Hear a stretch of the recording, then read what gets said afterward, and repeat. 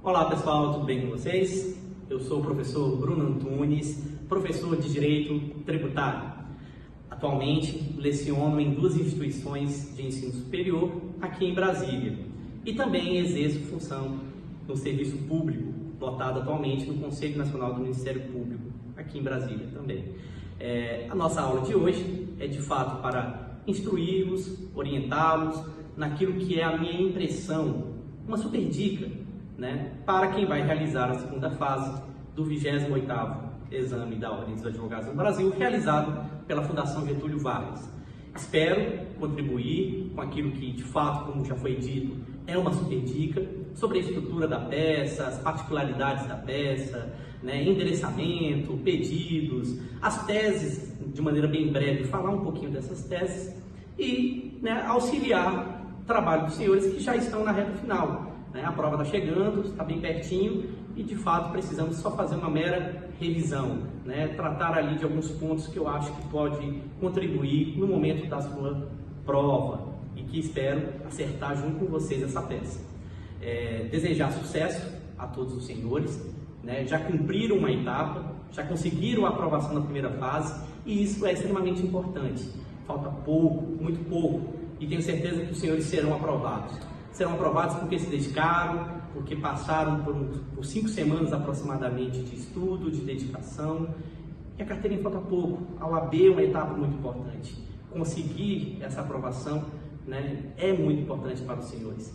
Desejo sucesso, mando minhas energias para que no domingo essa prova possa ser realizada com muita tranquilidade, com muita paz, com muita energia positiva mesmo. E que vocês consigam sucesso, tão sonhada aprovação, para que outras etapas e outros desafios possam aparecer e que os senhores tenham esse tempo e essa energia disposta nos seus novos objetivos. Sem mais delongas, vamos falar um pouquinho daquilo que é a minha impressão, é a super dica, é a nossa peça coringa, que eu estou chamando aí, para esse exame do domingo, 5 de maio de 2019. Tá chegando, hein, galera? Tá chegando mesmo. Sem delongas, essa peça é mandado de segurança. Professor Bruno, mandado de segurança, peça lá constitucional, disposta no artigo 5º, 69, quando tem caráter individual, e que visa garantir o quê? Direito líquido e certo. Professor, eu sei que o mandado de segurança, o nosso famoso MS, ele pode ser preventivo ou repressivo. Pretendo abordar com os senhores uma breve explicação sobre essa diferença, mas pouco importa hoje se ele é preventivo ou repressivo, pois os fundamentos legais desse mandado de segurança, dessa peça processual, são os mesmos fundamentos. Todos os dois, tanto preventivo quanto repressivo, estão dispostos lá no artigo 5º, 69 e também na Lei 12.016 de 2009. Mas vale a pena traçar uma pequena diferença sobre o MS preventivo e o MS repressivo. Como distinguir essas duas peças processuais? Como identificar se o que eu tenho que fazer é em caráter preventivo ou repressivo? E a única palavra que eu chamo a atenção dos senhores é de fato no lançamento. Se os senhores acompanharem, eu fiz um desenho meio esquematizado que fala ali do início do fato gerador, quando a relação do sujeito passivo com o próprio caso concreto se coadunam, se concretizam. Desse fato gerador nasce uma obrigação tributária e que precisa, nos termos do 142, da autoridade administrativa, 142 do CTN, tá, pessoal? Precisa dessa autoridade materializar o lançamento, materializar esse tributo. E essa materialização ocorre com o Instituto do Lançamento. Tá? O que é o lançamento? De maneira mais simples. É a materialização, é o nascimento do tributo, é o tornar o tributo exigível. E você só faz isso quando de fato, você só pode cobrar o tributo se de fato ele estiver constituído. É a constituição desse tributo. Sabe? Nós temos aqui a fase antes do lançamento e depois do lançamento. Antes do lançamento, o que nós temos? Nós temos o fato gerador. Nós temos a obrigação de pagar o tributo. Mas essa obrigação, ela precisa do procedimento administrativo, como foi dito. Então prestem atenção, vamos imaginar uma situação hipotética. Considere que o senhor tomou conhecimento que determinado governador, determinado chefe do Poder Executivo majorou um tributo, PVA, por exemplo, né, ou IPTU, eu falo IPVA por conta do Distrito Federal, que tem essa dupla competência, né, mas considere que ele majorou o tributo por meio de decreto, né, e decide cobrar, inclusive respeitando os princípios da anterioridade, né, deixa para cobrar no exercício financeiro seguinte. A minha pergunta é, ele pode majorar um tributo por meio de decreto? Não, não pode. Não pode, ele fere inclusive o princípio da legalidade. Então prestem atenção, esse tributo, ele só foi majorado, você tomou conhecimento, a cobrança ainda não lhe chegou. Por quê? Porque pretende este ente público lhe cobrar só no exercício financeiro seguinte. A minha pergunta é, o senhor precisa esperar a cobrança desse tributo para questionar de fato a legalidade dessa majoração, da forma que esse tributo foi majorado? É lógico que não, pessoal. Os senhores não precisam esperar o tributo ser constituído ano que vem, no exercício financeiro seguinte, para questionar. O simples fato dos senhores terem tomado conhecimento que um decreto majorou um tributo que tem que ser aprovado por lei, o que os senhores podem fazer? Os senhores podem ingressar, impetrar o nosso MS preventivo. Professor, caberia outra peça aí? Caberia. Ação declaratória de inexistência de relação jurídico-tributária. Não é o nosso objetivo hoje, a minha aposta não está nessa peça, mas ela tem o mesmo critério para o MS preventivo, também se assemelha para a identificação da ação declaratória de inexistência de relação jurídico-tributária. O que vai mudar, de fato, são as palavras-chave, que como consequência dessa aula eu vou ensiná-los. Mas vamos trabalhar só nesses termos, vamos considerar que a nossa peça é um MS, e eu preciso distinguir o MS preventivo do repressivo. Qual seria a grande diferença? O lançamento. Se o tributo não foi lançado, se o senhor tomou conhecimento que há uma ilegalidade, ou que, com receio de um tributo que já vem sido cobrado durante vários anos, o senhor quer afastar a possível cobrança, né, que possa surgir ano que vem. Observe que eu estou sempre falando no futuro, para situações futuras. Poderá surgir, tomei conhecimento, né, estou com receio da cobrança, né, serei notificado. Observe que o lançamento não de fato foi realizado. E se ele não foi realizado, o senhor também não precisa esperar que esse lançamento se concretize. O senhor pode impetrar um MS preventivo, nos mesmos fundamentos do MS repressivo, artigo 5º, 69 e a Lei 2016. Está aí a diferença do MS repressivo. O MS repressivo o senhor só vai usar, os senhores só irão usar quando de fato o lançamento estiver constituído. Se o tributo já foi constituído, se nós estamos falando de uma cobrança que ainda não chegou na execução fiscal, né, que já foi devidamente lançada, constituída, o mecanismo, a peça processual dentro dos critérios do MS para afastar a cobrança desse tributo é de fato o MS repressivo. Então, para pacificar a ideia, distinguir novamente o MS preventivo do repressivo, a palavra é o lançamento. Se o lançamento foi constituído, MS repressivo. Se o lançamento ainda não foi constituído, MS preventivo. Tá? Concordo com os senhores que para os mesmos critérios do MS preventivo, cabe a ação declaratória que eu dito anteriormente. E que para os mesmos critérios do MS repressivo, cabe uma ação anulatória de débito fiscal. Tá? Se elas são tão similares, quando, professor, que eu saberei que na minha prova eu estou tratando de um MS? Pelas palavrinhas-chave. Observe que o MS não é uma ação ordinária. A declaratória, a ação anulatória, essas são ações ordinárias. E de fato, até com cautela, é nelas que vocês devem pensar no primeiro momento, ao estudar essa técnica do lançamento. Todavia, quando a prova quiser trabalhar no MS, ela tem que lhe dizer, ela tem que especificar, ela tem que gritar, ela tem que dizer que quer o MS. O MS é uma exceção. ela não é o rito ordinário, ela é uma exceção. O senhor pensaria, de fato, quando estudasse essa técnica do lançamento que eu acabei de ensiná-los, ou de discutir com vocês pensariam numa declaratória ou numa novatória. Só que eu não estou apostando nessas peças, estou apostando em MS. E aí a dica é enxergar aquilo que a prova vai lhe dizer. Eu convido os senhores para fazer comigo aqui a identificação dessas palavrinhas-chave. O que tem que constar na minha peça? O que eu tenho que ler para saber se a prova está me pedindo um MS? Ela tem que lhe dizer que ela quer uma ação mais célere, menos onerosa. Ela tem que lhe dizer que não cabe dilação probatória. Não cabe dilação probatória. Não cabe produção de provas. As provas já devem estar previamente constituídas no momento da impetração do MS. Mais célere por quê? Porque não é rito ordinário. Menos onerosa por quê? Porque não cabe honorários advocatícios. Tá? Olha aí o outro requisito. Né?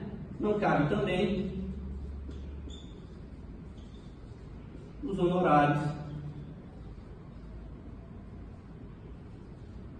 advocatícios. Tá?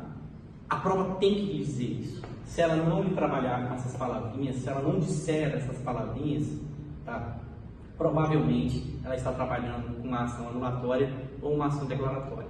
Volto a dizer, não é minha aposta, por isso hoje não vou trabalhar as características, as particularidades desse instituto, dessas peças. Trabalharei com os senhores a questão do mandato de segurança, a estrutura da peça, a estrutura do mandato de segurança, que serve para o preventivo ou repressivo. Tem algumas diferenças também. Mas se os senhores perceberem que nós estamos com o critério do lançamento e antes da execução fiscal, caberá, antes do lançamento, MS preventivo. Após o lançamento, MS repressivo. Mas obrigatoriamente a sua peça tem que lhe dizer: ela quer uma ação mais célere, ela quer uma ação menos onerosa, ela quer uma ação que não cabe dilação probatória e ela quer uma ação que não suporta honorários advocatícios. Se ela te disser o contrário disso, infelizmente eu errei, peço desculpas, mas de certa forma já deixei, né, nas entrelinhas quais os critérios para identificar as outras peças. Se não couber, se ela te pedir uma ação ordinária, de fato, infelizmente não será MS. Mas não vamos pensar no infelizmente, vamos pensar naquilo que eu estou apostando, né? O MS é uma das peças mais cobradas, já tem alguns anos, alguns exames que ele não veio sendo cobrado, né? A última peça no direito tributário, na segunda fase, foi um dos embargos à execução fiscal. Antes disso, tivemos 2 recursos. Então, de fato, dedinhos cruzados, sem dúvida, com muita energia e muita fé, nós vamos trabalhar com MS. E se for MS, ainda arriscaria dizer repressivo. Tá? Repressivo. E se for repressivo, uma outra regrinha o senhor também não pode esquecer. Tem que ter até 120 dias. 120 dias nos termos do artigo 23. Por quê? Porque se passar de 120 dias, não cabe mais MS repressivo. Professor, MS preventivo tem prazo? Não. Qual é o prazo que você tem? Qual é o marco temporal que os senhores têm? O lançamento. Então, antes do lançamento, qualquer período. Agora, se o tributo foi devidamente constituído, nós estamos falando de MS repressivo. Professor, agora eu fiquei na dúvida. Como que eu faço para identificar se houve o lançamento ou não? Também tem palavrinhas-chave, também tem dicas para os senhores sobre isso. Para a identificação do lançamento, a prova vai lhe dizer se houve o lançamento ou não. É fácil. Tomei conhecimento, serei notificado, está ainda, né, para algo que vai acontecer, para o futuro, como eu disse. Então, você vai achar o MS preventivo. Mas se a prova quiser trabalhar com o MS repressivo, ela tem que também lhe dizer que o lançamento foi realizado. E o lançamento é realizado por algumas palavras. O contribuinte foi notificado. Se a prova lhe disser que ele foi notificado, considere que o lançamento foi realizado. Que o contribuinte sofreu, ou a empresa sofreu um auto de infração. O auto de infração é fruto de uma fiscalização. Então, olha outra palavra-chave também: fiscalização. Fiscalização, notificação, cobrança. O contribuinte foi cobrado.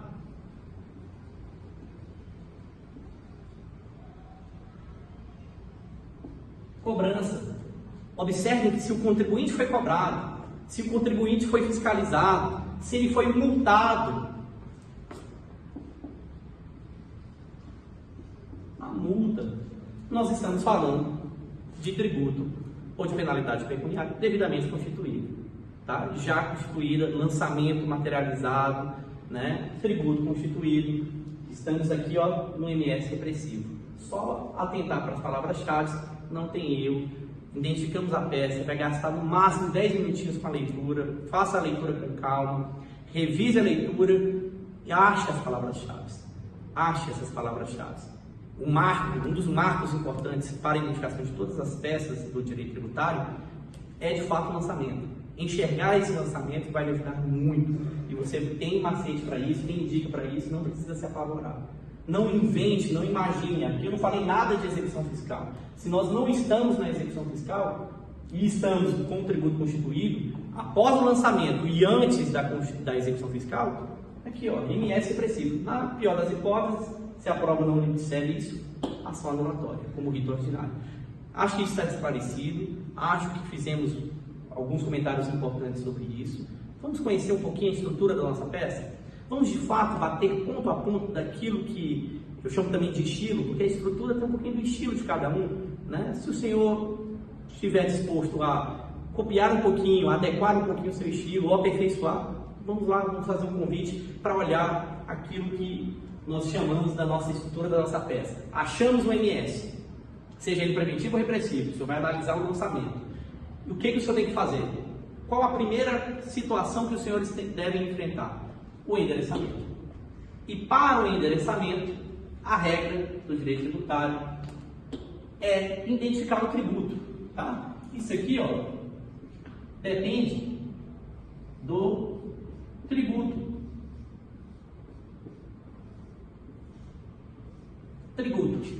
Se o tributo for federal, a justiça, o seu endereçamento é para a Justiça Federal. Se o tributo for municipal ou estadual, ou Distrito Federal, no caso aqui, o senhor vai mandar para a Justiça Estadual. Justiça Municipal, pelo amor de Deus, não tem nem Justiça Municipal, tá? Justiça Federal ou Justiça Municipal, a depender do tributo. Professor, isso é regra? Regra. Identificou que a problemática é em cima do IPTU, endereça para a Justiça Estadual. Identificou que a problemática da questão é do IPI, do Imposto de Renda, né? Justiça Federal. Mas tem duas exceções. No direito é assim, pessoal. A gente pensa que está aprendendo, começam a surgir as exceções. Mas não é fácil, são fáceis essas exceções, né? São duas exceções, uma disposta lá na súmula 447 do STJ. O que fala essa súmula? Ela fala o seguinte, que quando se tratar de imposto de renda, né, retido na fonte de servidores públicos, estaduais ou municipais, e que eles queiram repetir o indébito, quando eu estiver discutindo, quando eu tiver que promover uma ação para discutir esse imposto de renda de servidores estaduais e municipais, qual é a regra? Se é imposto de renda, Justiça Federal, não é isso? Mas essa é uma exceção. Observem, lembrem-se das aulas lá de repartição de receitas, que o ente público municipal e estadual, quando eles recolhem o imposto de renda dos seus servidores públicos, o que acontece com eles? Com esse tributo? A União deixa com que os estados e os municípios usem esse tributo no seu orçamento. Então, o tributo não é encaminhado para a União, fica com o próprio ente que fez o recolhimento. Nessa linha, a súmula 447 fala o seguinte: poxa, se o tributo fica com o próprio ente municipal ou estadual, por que ele tem que endereçar e discutir isso na via judicial lá com a Justiça Federal? Né? Pode ser isso com a própria Justiça Estadual. Nesse liame, nessa linha, né, a súmula do STJ, 447, entendeu que, se tratando de repetição de indébito, né, por tributo recolhido, por imposto de renda recolhido a maior, ou indevidamente, às vezes, no caso de aposentado que goza de isenção, né, nesses casos, a competência para discutir o tributo, a ilegalidade ou a inconstitucionalidade é da Justiça Estadual. É uma exceção simples. Só leia, sugiro que os senhores façam a leitura da súmula 447 com calma, sem apavorar, muito tranquilo, né? E acho que a explicação também ajuda da forma como foi passada. Depois disso, eu tenho outra exceção, que é o artigo 109, que fala que quando a União, suas autarquias, empresas públicas, né, forem autoras, rés ou coautoras em qualquer tributo, a competência sempre será da Justiça Federal. Então, se porventura estivéssemos discutindo hipoteticamente o IPTU, né, a regra seria onde? Justiça Estadual. Todavia, se tiver como autora a União, né, ou como ré, a União, ou uma de suas autarquias, empresas públicas, né, aí o endereçamento não será Justiça Estadual. A gente entra e enfrenta de maneira muito simples, tranquila, o artigo 109 da Constituição Federal, que diz que quando envolver discussão em que a União ou suas autarquias forem rés, autoras ou coautoras, o endereçamento, a competência é da Justiça Federal. Gente, está tranquilo, está bem fácil, né? Enfrentando o endereçamento, só essas duas exceções, a regra, os demais casos, está aqui, ó, na identificação do tributo. Identificou o tributo, faz o endereçamento correto. Não tem erro, não vai dar problema, os senhores vão garantir esse décimo, que apesar de pouco, é importante para quem às vezes precisa obter a aprovação. Feito o endereçamento, nós temos aí o nosso preâmbulo. Aqui está o coração, está começando a surgir, né, um ponto muito importante. Porque se o senhor colocar o nome iuris ou a fundamentação dessa peça de forma equivocada, nós teremos grandes problemas, sob pena, inclusive, de ter a peça zerada. E aí, ó, me perdoe, não tem madeira aqui não, mas vou bater 3 vezes no quadro para não dar zica. Você vai acertar, você vai gabaritar essa peça, porque nós vamos treiná-los para isso. E a peça é MS. Estou com o dedinho cruzado, estou fazendo oração até. MS, não tem como dar errado. No seu preâmbulo, você não precisa decorar, está lá no artigo 319 do CPC. O 319 traz todos os requisitos que devem ser preenchidos no momento da identificação do autor, do réu, da peça. Então, na dúvida, abre lá o 319, lê com calma, né? Você vai identificar o que, basicamente, aqui no preâmbulo? O autor, a peça e o réu. E aí, lembre-se que o autor sempre, toda vez que o senhor for fazer, né, uma peça prática, né, principalmente na OAB, em direito tributário, o senhor está na condição de defensor do contribuinte. O senhor está na condição de defensor do sujeito passivo. Então, sempre é uma regra, o senhor está fazendo uma prova para obter o quê? O exercício da advocacia. Então, o senhor vai defender quem? O sujeito passivo. O senhor não vai defender o Estado, o senhor não vai defender a União, o senhor não vai defender o ente público, porque senão seria outro concurso. O senhor está aqui para defender o contribuinte, o sujeito passivo. E se é o sujeito passivo que o senhor quer defender, olha como é fácil até o autor, o senhor não tem nem como se confundir. O autor será uma pessoa física ou será uma pessoa jurídica, de direito privado, aquela empresa. Então, a qualificação é muito simples. É trazer os elementos do 319 e descrever. Não invente dados, né? Não diga que ele é brasileiro sem ser, fala de nacionalidade, estado civil. No caso da empresa, né? Empresa W, pessoa jurídica de direito privado, inscrita com o Cadastro Nacional de Pessoa Jurídica, número 3 pontinhos, né? Com sede administrativa A, 3 pontinhos, sede 3 pontinhos, faz a qualificação. O que eu chamo a atenção é que aqui, ó, em hipótese alguma, o senhor vai estar defendendo o seu ente público, né? Aqui o senhor está defendendo uma pessoa física ou uma pessoa jurídica, tá? E a pessoa jurídica que eu chamo a atenção aqui, ó, é a de direito privado. E a peça? Peça nós já falamos, mandado de segurança. Precisa colocar, professor, preventivo ou repressivo? Não. Sugiro que coloque, se o senhor identificou, não tem problema nenhum em colocar. Mas a ausência ou essa omissão não trará prejuízo. E a fundamentação? É a mesma, tá? Artigo 5º, 69, é a mesma para quem? A mesma tanto para o preventivo quanto para o repressivo. Elas estão dispostas no artigo 5º, 69 da Constituição Federal, artigo 1º da Lei 2016. Professor, o senhor falou artigo 1º. Artigo 1º, mas escreveu o artigo 7º, inciso 3. Porque aqui está a nossa chamada fundamentação da liminar, da medida liminar. E, de fato, quando os senhores pensarem em mandato de segurança, pensem em conjugar, sempre com mandado de segurança, a medida liminar. Tem 2 exceções que não suportam medida liminar. Está lá no artigo 7º, salvo engano, parágrafo 2º da Lei 2016, de 2009.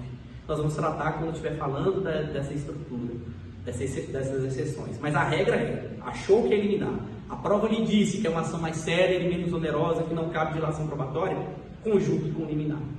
Conjugue com a liminar. Tá? Por enquanto, né, se o senhor vai trabalhar com a liminar, vamos trabalhar com regra, no seu preâmbulo, o senhor vai ter que dizer, né, impetrar mandado de segurança, preventivo ou repressivo, com fulcro no artigo 569 da Constituição Federal e artigos 1º e 7º, inciso 3 da Lei 2016 de 2009. Colocaria também o artigo 319. Todas as peças colocam o artigo 319 do CPC, ele quem traz os requisitos ali da identificação do preâmbulo. Feito isso, vamos falar sobre o réu. Se o seu cliente sempre será o sujeito passivo da relação tributária, quem é o réu dessas ações? O sujeito ativo. E aí eu te digo, é o ente público. É quem tem o ILFA, quem tem competência. O que é o ILFA? Instituir, legislar, fiscalizar e arrecadar. É quem tem competência, né? A competência tributária, de poder instituir, legislar, fiscalizar e arrecadar. E aí eu só tenho 4 entes: a União, o Estado, o município ou o Distrito Federal.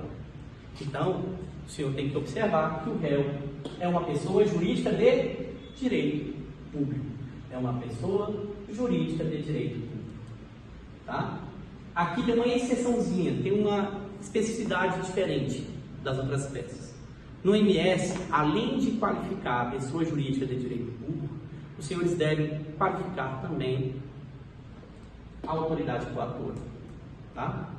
Professor, então eu faço todos aqueles requisitos, né?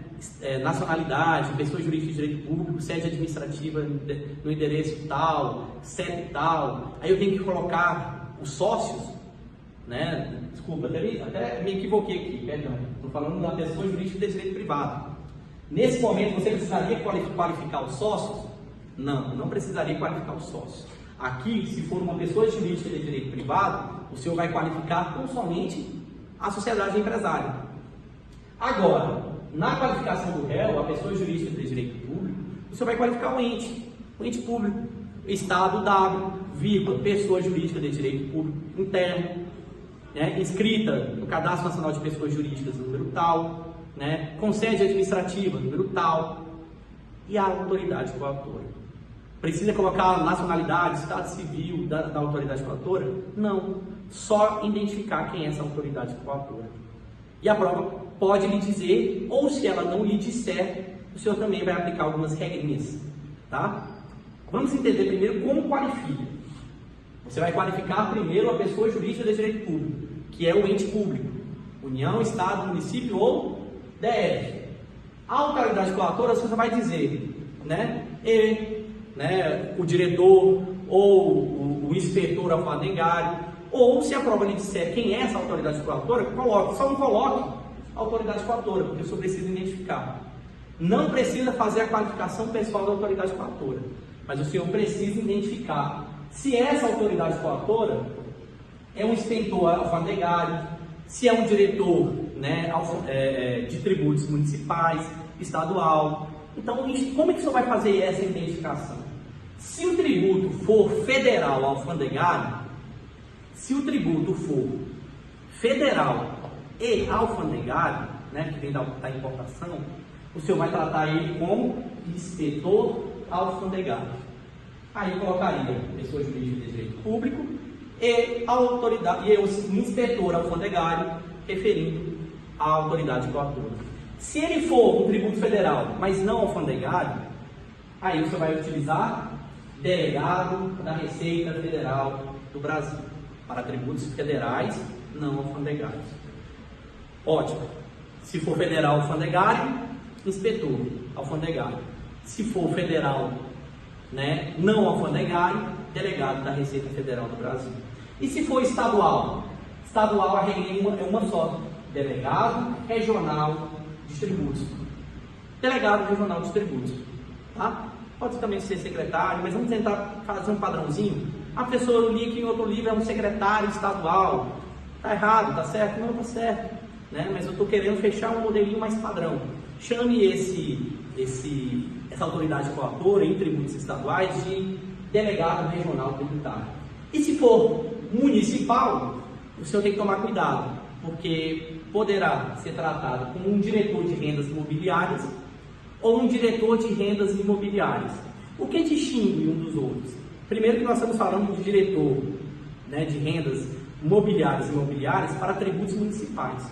E a grande diferença é o seguinte: se for de rendas mobiliárias, é porque nós estamos provavelmente tratando de um ISS. Se não for ISS, for ITBI ou mesmo um IPTU, o senhor vai tratar de diretor do Departamento de Rendas Imobiliárias, tá?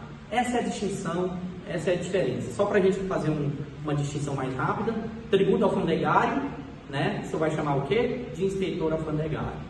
Tributo federal não alfandegário, delegado da Receita Federal. Se for estadual o tributo, você vai chamar ele de diretor regional de tributos. Se for um tributo municipal e for o ISS, você vai chamar de quê? De inspetor de rendas mobiliárias. Se não for ISS, for IPTU, ITBI, você vai chamar ele de inspetor de rendas imobiliárias, tá? É uma regrinha chata, mas nada complicada, né? Só não pode esquecer de colocá-la junto com o do réu no momento da qualificação e fazer a identificação não da autoridade coatora, mas desses nomes que foram ditos aqui agora, ou se a prova lhe trouxer um outro nome diferente, coloque o que a prova lhe trouxer, certo? Vencemos, identificamos a peça, vamos para os fatos. E o que falo? E o que eu tenho que saber? Qual é a dica sobre os fatos? Geralmente contou-se muito pouco, mas o que você não pode errar ou perder ponto é nos fatos. Primeiro porque fatos, se os senhores transcreverem, né, de maneira igual, idêntica, pode parecer uma identificação de peça. E aí eu fico com receio. O senhor não precisa fazer isso, né, não precisa se apavorar. É ler os fatos, fazer ali uma breve identificação de palavras-chave e transcrevê-las. Então, posso copiar e colar os fatos da prova, professor? Hipótese alguma. Você vai fazer uma citação indireta, vai fazer um breve resumo sobre a sua ótica. Sobre a sua ótica sem, outra dica dos fatos, sem inventar informação. Posso dizer que meu cliente, que o contribuinte está enormemente prejudicado? A prova não lhe disse isso. Se ela não lhe disser, não invente informações, não invente fatos. Se prenda ao que foi dito, para justamente não ser interpretado uma identificação de peça e a gente tem um problema numa coisa muito simples e que não demanda tempo. Outra coisa, fatos muito longos, uma dedicação de tempo nos fatos e atrasa na prova. Não gaste energia nos fatos. Faça a identificação das palavras-chave e faça uma citação indireta, curtinha. Não vejo mais que 10 minutos para se gastar nos fatos. Não precisa mais que 10 minutos. Grife as palavras principais, faça a citação indireta e já pule para outra etapa, que é o tópico da tempestividade. Professor, tempestividade, estrutura separada, preciso fazer um tópico para tempestividade? Vou te responder agora. Primeiro que a tempestividade, o senhor vai colocar no MS repressivo. Se o senhor se lembrar, na minha primeira introdução, lá na minha primeira explicação, eu falei que, né, a tempestividade são para caso MS repressivo. MS repressivo, qual é o prazo? Nos termos do artigo 23 da Lei 12.016, o prazo é de 120 dias da ciência do lançamento. Professor, MS repressivo preventivo tem prazo? Não tem prazo. Se não tem prazo, o marco temporal é o lançamento. Então observe que eu só vou usar o tópico da tempestividade de fato para o MS repressivo. Se eu estiver falando de MS preventivo, não há de se falar em tempestividade, é só analisar se houve um lançamento ou não, tá? Ótimo. O que eu tenho que escrever nesse tópico, professor? Para mim, no máximo, mais 3 linhas são suficientes, no máximo. a depender da letra. Eu colocaria o seguinte: nos termos do artigo 23 da Lei 2016, é tempestivo a presente ação, né? É tempestivo o presente mandado de segurança, né? No prazo de 120 dias da ciência do lançamento. Vamos repetir, para não ter dúvida? Nos termos do artigo 23, é tempestivo o mandado de segurança, né? No prazo de 120 dias da ciência do lançamento. Professor, preciso dizer prazo? Você já disse o artigo? Presuma, né? Você não pode presumir, né? E parta da ideia que quem vai ler tem preguiça de abrir o código. Então traga todas as informações. E aí eu digo uma coisa: o que pode lhe reprovar na segunda fase é só uma coisa: a sua preguiça. Sabe por quê? Porque o senhor está com o código. O senhor está com todas as respostas que o senhor precisa para aquela prova.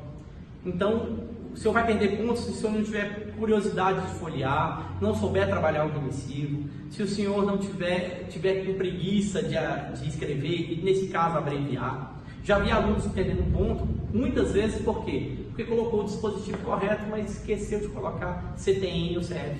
E aí, qual é a indicação? Não disse. Então, não tenha preguiça. Escreva, né, nos termos do artigo 23 da Lei 2016 de 2009, o presente mandado de segurança é tempestivo no prazo de 120 dias, né, da ciência do lançamento.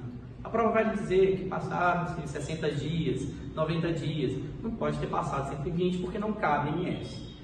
Outra informação importante: o senhor precisa fazer um tópico de tempestividade? Né? Como eu falei, a estrutura é um pouquinho de estilo de cada um. Se o senhor esqueceu, não rasure, não se apavore. Crie um parágrafo dentro do tópico do direito, de preferência o último parágrafo, e diga que nos termos do artigo 23, está virando até música, né? Nos termos do artigo 23, é tempestivo o MS pelo prazo de 120 dias da ciência do lançamento. Não se apavore, né? Não se anguste, não fique angustiado, né? Se não escreveu, não tem problema. Lá no tópico do direito, só cria um quarto parágrafo. Esse aqui é só estilo e é para chamar a atenção que não tem MS, que não cabe para MS preventivo. Tá? Feitas essas considerações, vamos para o nosso tópico. E aqui está quase 50% da sua prova. Na peça prática, nós temos 5 pontos. De 2 a 2,5, eu acredito que estão aqui, ó, nas suas teses. E quantas teses os senhores vão encontrar na sua prova? Depende. De 2 a 3 teses. De 2 a 3 teses. Tá? Poderia arriscar? Não é o nosso objetivo falar muito ali sobre o direito material, mas se eu pudesse arriscar algumas teses, eu chamaria a atenção para prescrição e decadência. Tá? A decadência 150 parágrafo 4, 173 do CTN, a prescrição 174, tá, do CTN. Cuidado com esses institutos, faça uma revisão, né, leia material e dá uma lidinha sobre prescrição e decadência. Não acredito que seja cobrado taxa, né? Acredito que tenha alguma questão sobre base de cálculo do IPVA, do IPTU, ou do ISS ou do ITBI. Esses aí eu arrisco, né? Ou nas teses, ou até mesmo nas questões discursivas, né, sobre imposto, alguma coisa sobre imposto, base de cálculo, e aí, muito atrelado, inevitavelmente, todas as provas da FGV também cobraram princípios tributários. Então, traria aí, de fato, uma atenção especial para princípios tributários, tá? Chamaria a atenção dos senhores para alguns impostos, principalmente estadual e municipal, né? Talvez federal, sim, mas estou delimitando minhas apostas também no imposto municipal e estadual. E, de fato, prescrição e decadência, crédito tributário, forma de extinção do crédito tributário. Tá? Posso arriscar mais teses? Poderia, não é nosso objetivo, a gente tem que falar da nossa estrutura do mandado de segurança, mas compartilho com vocês a minha opinião sobre essas teses que possam cair. Agora, uma coisa é séria: princípio, ou na tese, ou nas questões discursivas, não deixe de estudar. Não deixe de estudar. Princípio da anterioridade, princípio da irretroatividade, princípio da legalidade, do não confisco, tá? Com certeza alguns princípios serão cobrados. Já vi exames cobrarem todas as questões de princípios, né? É difícil também, mas né? Todas as provas em segunda fase, até mesmo na primeira fase, a OAB gosta de princípio tributário, tá? Durma fazendo uma reflexão sobre princípios. E sobre a tese, o que eu escreveria, professor, nessa estrutura? Gente, pelo menos 2 parágrafos, sabe? Você tem que explicar essa tese, né? Tem que dizer que, nos termos do artigo tal, trata-se de princípios tributários que são limites ao poder de tributar, tá? Eu faria alguma coisa nesse sentido. E no segundo parágrafo, dizendo se houve uma inconstitucionalidade ou uma ilegalidade. O grande erro do aluno é muitas vezes enxergar a tese, colocar, e eu sou professor, vejo isso constantemente nas peças com que eu corrijo, o aluno faz a identificação certa do fundamento legal, mas não diz, né, se houve uma ilegalidade ou não. Não diz se houve uma inconstitucionalidade ou não. Então diga, né, faça a junção do dispositivo legal com o caso concreto da prova e lá depois diga se o fisco praticou uma ilegalidade ou uma inconstitucionalidade. E outra coisa, eu acabei de dizer lá agora há pouco que em todas as peças práticas o senhor vai fazer ela na condição de advogado.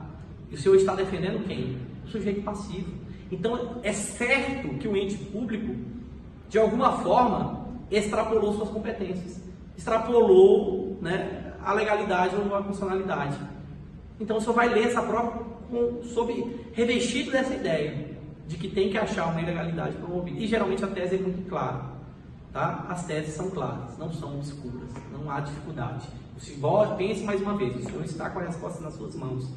Faça com tranquilidade, faça com calma, identifique com muita clareza e com muita paciência, não tem como dar errado, tá? Só cuidado, na hora de fazer a tese, não deixar de explicar que diante disso o fisco promoveu uma ilegalidade, que diante disso o fisco promoveu uma inconstitucionalidade.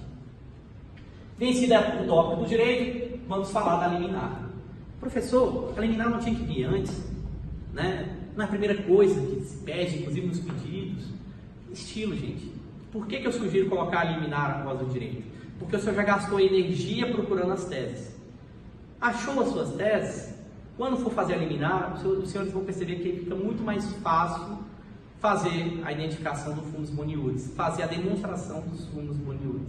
Por quê? Porque o fumus boniuris, de fato, é a tese encontrada. Mas vamos falar um pouquinho, então, da liminar? A liminar encontra guarida onde? No artigo 7º, inciso 3 da Lei 12.016 de 2009.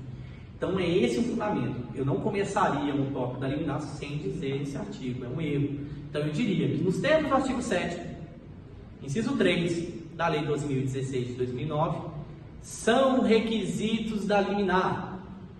2 pontos, ou vírgula, quais sejam: fumus boniuris, periculum in mora. Fumus boniuris mais periculum in mora.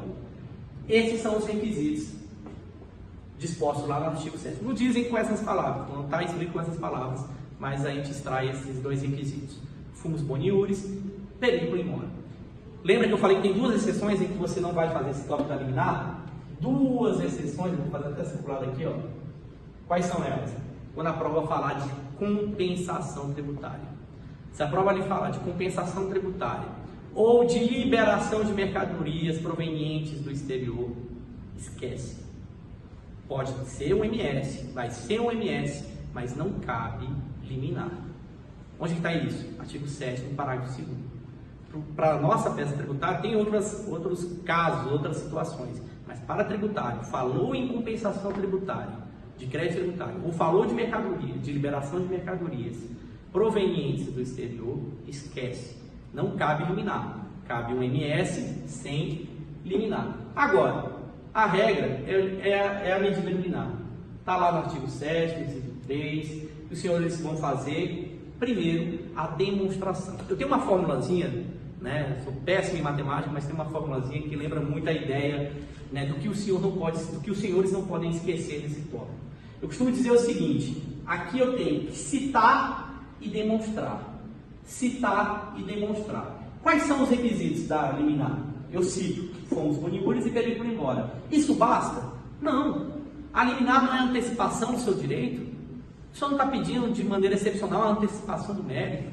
Se o senhor está fazendo isso, o senhor não basta só dizer, ó, estão presentes os requisitos do fumus boniuris e do periculum in mora, né? Estão presentes os requisitos da liminar. Não basta dizer isso. Lembre-se que o senhor tem que convencer o juiz a antecipar o seu mérito. E aí o senhor tem que, além de citar, demonstrar. Tá? E aí eu costumo dizer que fumus boniuris mais periculum in mora é igual à suspensão da exigibilidade do crédito tributário. Presta atenção, eu estou pensando no MS repressivo.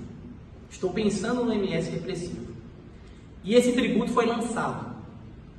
Ele foi lançado. De maneira séria e menos onerosa, eu quero afastar a cobrança desse tributo. Como é que eu faço isso? Mandado de segurança repressivo. Presta atenção, se o juiz demorar a analisar a segurança do pedido, o que pode acontecer? Eu ser inscrito em dívida ativa. Do meu lançamento virar uma fase de execução fiscal. E eu não quero chegar na execução fiscal. Eu não posso deixar chegar na execução fiscal. Porque lá o procedimento é muito diferente e é muito desfavorável ao seu cliente. Então, se o senhor está na fase antes do lançamento ou na fase do lançamento, mas que não chegou na execução fiscal, o senhor tem que entrar ou com recurso administrativo para discutir esse tributo, ou de fato com as ações ordinárias ou as ações, né, ou o mandado de segurança, que nesse caso hipotético que nós estamos trabalhando agora é o MS repressivo. No tópico da liminar, os senhores demonstram os requisitos dispostos no artigo 7º e 3º, que são fumus boniuris e periculum in mora. Além de demonstrá-los, o senhor disse que essa demonstração serve para quê? Suspender a exigibilidade do crédito tributário. Suspender. Professor, a suspensão da exigibilidade tem previsão? Legal? Tem. Está lá no artigo 151. Se os senhores abrirem os CTNs de vocês, os senhores perceberão que 151 traz um rol de algumas hipóteses que suspendem a exigibilidade. Né? Eu até tenho uma brincadeira que eu falo para decorar todo aquele 151, que é o tulipa demora. O que é tulipa demora? Tu de tutela em mandado de segurança. Tu de tutela em ações ordinárias. Li de liminar em mandado de segurança. Pá de parcelamento. D de depósito do montante integral, né? Mó de moratória e irá de recurso administrativo. Isso é um macetezinho, vocês não precisam decorar tudo. Para o nosso MS, forma de suspensão da exigibilidade do crédito tributário, que nós iremos trabalhar, será, de fato, a liminar. Ela é uma causa descrita lá no artigo 151 do CTN, especificamente no inciso 4, 151 do CTN, inciso 4, que fala que a liminar em mandado de segurança é uma forma de suspensão da exigibilidade. Tá? O que o senhor quer com esse tópico da liminar? Olha como fica fácil enxergar agora até o seu perigo de dano. Vamos escrever, vamos elaborar um texto para a sua liminar. Eu colocaria assim, né, se fosse a minha prova. Nos termos do artigo 7º, inciso 3 da Lei 2016 de 2009, são requisitos da liminar, 2 pontos, fumus boniuris, periculum in mora. Ponto. O meu primeiro parágrafo foi para citar os requisitos de admissibilidade da liminar. Citei. Fiz tudo? Não. Falta demonstrar. O juiz tem que convencer que de fato eu mereço essa liminar. E aí eu diria agora no meu segundo parágrafo. Quanto aos requisitos, quanto à probabilidade do direito, esta está demonstrada na afronta aos artigos tais e tais e tais. Que artigos são esses, professor? Os artigos da tese. Eu colocaria que estes se demonstram, se apresentam com a ofensa da ilegalidade, da inconstitucionalidade praticada nos artigos tais. Preciso descrever novamente a tese? Não, o senhor já fez isso no tópico do direito, lembra? Por isso que eu comecei com o direito lá, para o senhor gastar energia e palavras lá. Aqui os senhores só vão colocar uma breve menção das teses. Né? Dizer quais são os artigos, os dispositivos que ferem o direito, demonstrando assim o fumus boniuris. Aí eu faria outro parágrafo. Quanto ao periculum in mora, este resta demonstrado na possibilidade do cliente ou do contribuinte ou da empresa ser inscrita em dívida ativa, gerando ou acarretando a sua possível execução fiscal. Gente, a execução fiscal acarreta perda patrimonial, né? Hoje, inclusive, traz a possibilidade do protesto, né? Então traz uma série de prejuízos ao seu cliente. O que o senhor não quer é que, de fato, esse tributo que está sendo cobrado e que mais, com ilegalidade e inconstitucionalidade, às vezes, ele seja o motivo de uma inscrição em dívida ativa e gerando, inclusive, a posterior execução fiscal, ação promovida pelo Estado na defesa, né, de reaver o dinheiro que não foi pago. Então, o senhor não quer que chegue nesse momento. Então, o senhor diz que o perigo é dele ser possível inscrito em dívida ativa, de gerar uma execução fiscal, podendo acarretar prejuízo ao seu cliente. Agora, presta atenção, fumus boniuris mais periculum in mora é igual suspensão da exigibilidade. Me perdoem a piada, a brincadeira sem graça, mas toda vez que eu faço essa estrutura, eu lembro de uma música que minha mãe gostava muito na época que eu era menor, que eu era criança. Ela falava bem assim, ela ouvia muito a cantora Vanderleia, e ela falava bem assim, um pedacinho da música, né? Por favor, pare agora, senhor juiz, pare agora. É nessa ideia que eu vou fazer a liminar. A música é besta, você pode esquecer, talvez você nem conheça, né? Eu lembro dessa música como da minha mãe, apesar da música ser muito boa, né? Um abraço, Vanderleia, se estiver me ouvindo. Pretensão. Mas vamos lá. A suspensão da exigibilidade é o período em que eu quero que o juiz pare. Pare agora. Não deixe esse negócio andar. Não deixe chegar numa execução fiscal. Pare, senhor juiz. Por favor, pare. Analise minha liminar. Suspenda a exigibilidade do crédito e aguarde o mérito. Por favor, senhor juiz. Pare agora. Então essa é a ideia. Fumus boniuris mais periculum in mora é igual suspensão da exigibilidade do crédito tributário. Esse meu tópico fecharia com mais um parágrafo, porque depois de demonstrados os requisitos, o que eu faria? Diante disso, demonstrados os requisitos da liminar, requer a Vossa Excelência a suspensão da exigibilidade do crédito tributário nos termos do artigo 151, inciso 4 do CTN. Então, observe que o seu tópico da liminar é o quê? Demonstrar os requisitos, dizendo o artigo 7º da Lei 2016 de 2009, e demonstrando, ao final, a necessidade de suspender a exigibilidade do crédito tributário. Está vendo? Não é complicado. Se o senhor não pedir essa suspensão desse pedido, da exigibilidade, não adianta nada antecipar os efeitos da sentença se não for com essa ideia. O seu cliente vai ser inscrito, e aí? Poderia ter acordado mérito. Então a ideia não é complicar, não é trazer dificuldade, e sim um esclarecimento mais lógico. Por que o senhor tem que pedir a suspensão? E pense que não acredito ser uma besteira, porque, como disse, costumo ver reiteradamente nas minhas peças. Muitas vezes o aluno apenas citando os requisitos da liminar, e muitas vezes pedindo uma suspensão sem saber o porquê, né? E aí, muitas vezes, quando ele não sabe o porquê, o perigo in mora não fica bem fundamentado. Porque se ele enxerga que ele quer suspender para evitar uma execução fiscal, está claro isso aqui, ó, no perigo in mora. Certo? Fechado? Vamos continuar? Eu tenho aqui agora o tópico dos pedidos, né? Antes de eu falar de pedidos, eu não coloquei aqui na nossa estrutura, mas poderia colocar um outro tópico chamado pedido subsidiário ou do depósito do montante integral. Deixa eu explicar, né? Não quero nem confundi-los. O senhor, como advogado, tem uma estratégia de trazer a liminar para o seu cliente, de fazer a demonstração da liminar para garantir o quê? A suspensão da exigibilidade do crédito tributário. Agora pense o seguinte: se o senhor demonstra isso na vida prática, talvez nem para a OAB sirva, tá? Mas na vida prática, se o senhor pede a liminar e o juiz a indefere, o que vai acontecer com o seu cliente? Provavelmente ele vai ser inscrito em dívida ativa, porque os efeitos, a antecipação do mérito não foi concedida, a liminar não foi concedida. Então eu, como advogado, talvez estrategicamente, eu criaria um outro tópico que falaria o seguinte: do depósito do montante integral, do pedido subsidiário do depósito, seja o nome que o senhor queira dar, o senhor coloque.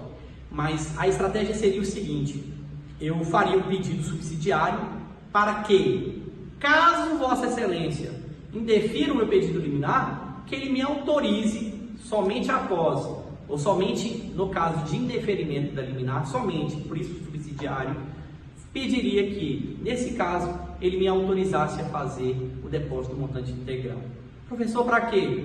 Lembra da palavrinha que eu ensinei? Tulipa demora, nome indígena, né? Tem alunos que chamam até tulipa demora por conta do garçom, sei lá qual a técnica que você vai ter para decorar isso aí, mas lembra do tulipa demora? Tu é de tutela em ações ordinárias, na anulatória, na declaratória e carga de tutela. Liminar somente em mandado de segurança. Parcelamento o senhor vai usar na via administrativa, então esquece aqui no nosso MS. D de depósito do montante integral. Na realidade, essa é uma hipótese do inciso 2, lá do 151. E o depósito do montante integral também é forma de suspensão da exigibilidade do crédito tributário. Então, eu abriria um tópico da liminar e ainda abriria um outro tópico chamado do pedido subsidiário.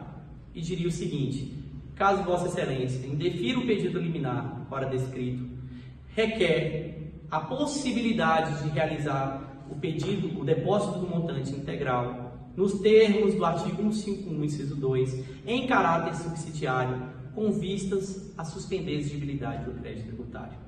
Diria isso, simples assim, 3 linhas no máximo, né, e com fundamento do 151.2. Não, geralmente o MS não cobra essa conjugação, mas o excesso de zelo também não faz mal a ninguém nesse caso. Os senhores já estão treinados, podem transcrever inclusive o que eu estou dizendo, né, são linhas pequenas, né, e colocaria RS cifrão, até porque a prova não vai te dizer o valor e a OAB não entra nesse nível de detalhe. Tá? Encerrado esse ponto, nós vamos de fato para os pedidos. E os pedidos, basicamente, estão aqui nessa estruturinha que eu montei. Pense aqui comigo. A primeira coisa que eu quero não é a antecipação, a concessão da liminar, porque a liminar não visa suspender a exigibilidade do crédito tributário. Então eu traria isso. Concessão da liminar, nos termos do artigo 7.3, né?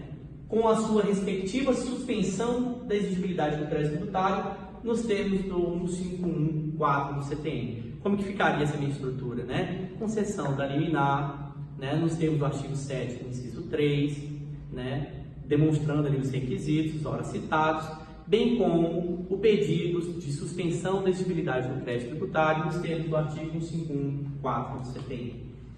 Ademais, concessão da segurança.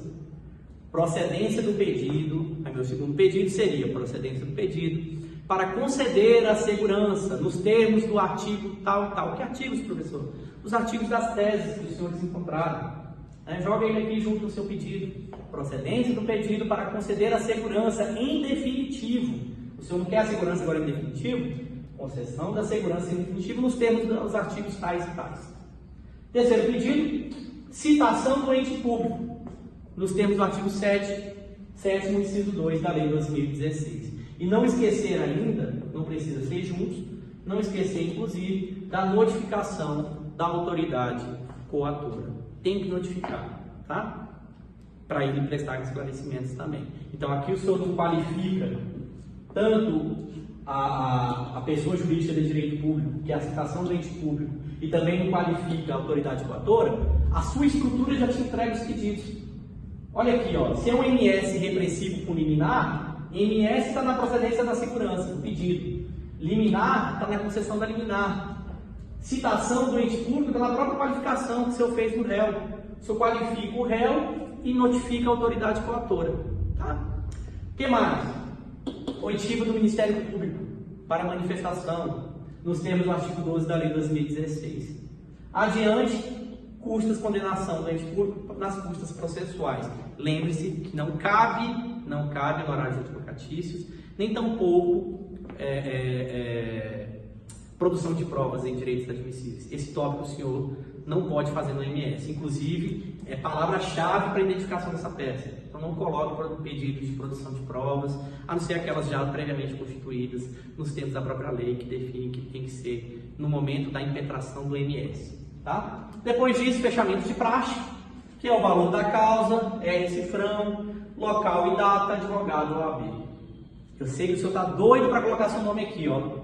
Advogado, OAB por XXX. Você vai colocar isso? Não. Infelizmente vai ser identificação de peça. Não coloque seu nome no caso fático, né? No caso hipotético.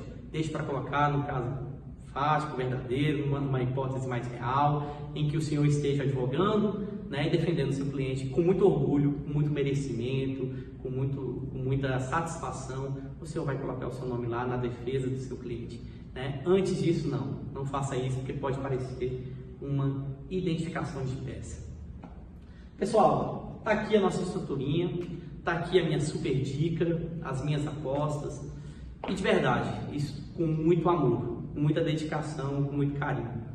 É um vídeo muito simples, é uma aula muito simples, mas que visa relembrar alguns pontos e talvez chamar a atenção para aquilo que de fato é as minhas apostas, volto a dizer, dedinho cruzados nelas, né? E de fato ajudá-los a lembrar de uma forma dinâmica, um pouquinho mais descontraída, algumas coisas que os senhores até aposto já sabiam, né? Eu não acredito que é nada de novo no que eu tenha falado. Quem chegou na segunda fase até aqui já estudou, já se preparou, o que está fazendo agora é uma revisão. Então, que use esse momento para, né, de forma bem curtinha, recordar aquilo que precisa, né, que use esse vídeo para receber as minhas energias de boa sorte, né, os meus votos de boa sorte. Tenho certeza que o senhor é merecedor, né? Nós fazemos por onde temos a necessidade de conquistar a tão sonhada OAB, e com o senhor não será diferente, né? Tudo com dedicação, tudo com esforço, a consequência é o sucesso, né? E os senhores se dedicaram, os senhores já obteram a aprovação na primeira fase, então é certo o sucesso dos senhores agora, né? Desejo sorte, desejo muita paz, muita energia positiva, que Deus lhe abençoe e que os senhores possam, se for o caso, curtir esse vídeo, né? Fazer recomendações de outras aulas, né? Dentro da matéria, e a gente possa trabalhar de uma forma, mesmo distante, de uma forma mais próxima. Eu vou deixar aqui embaixo o meu contato, né? O meu e-mail, o meu telefone, o meu WhatsApp, inclusive para ajudá-los, né, em outras situações, caso queiram, né, e a gente trocar ali algumas figurinhas, algumas experiências, né? E não deixem de comentar se de fato forem aprovados, compartilhem com a gente, né? De fato estamos muito ansiosos pela sua aprovação e tenho certeza que vai ser muito orgulho e de grande satisfação para mim ouvir, né, o comentário dos senhores acerca da aprovação, principalmente se a nossa peça for de fato o MS, né? Pessoal, um beijo no seu coração, fiquem com Deus, né? Boa prova, bom domingo, faça com tranquilidade e que 5 de maio de 2019 seja apenas o início de um grande marco. Sucesso!